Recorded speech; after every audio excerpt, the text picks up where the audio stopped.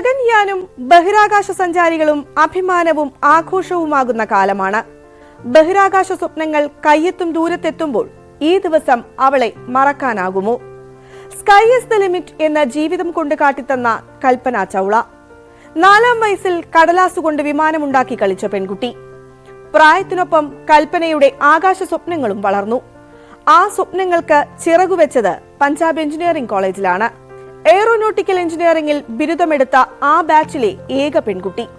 വലിയ സാധ്യതകളിൽ നിന്ന് വിമർശിച്ചവർക്ക് പിന്നീട് അവൾ ഒരു വിസ്മയമായി.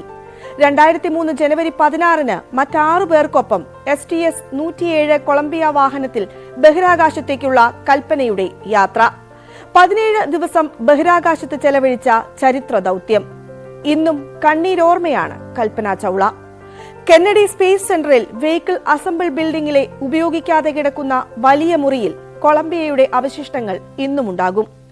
ശമ്പളത്തിന്റെ ഭൂരിഭാഗവും പിന്നോക്കാവസ്ഥയിലുള്ള കുട്ടികളുടെ വിദ്യാഭ്യാസത്തിനായി സംഭാവന ചെയ്ത കൽപ്പന ചൗള. അവളെ എന്തിനു പഠിപ്പിക്കണം എന്ന് ചോദിക്കുന്ന രക്ഷിതാക്കൾ ഇന്നുമുണ്ട്. അവർക്കുള്ള ഉത്തരമാണ് നിത്യവും ജ്വലിക്കുന്ന കൽപ്പന ചൗള.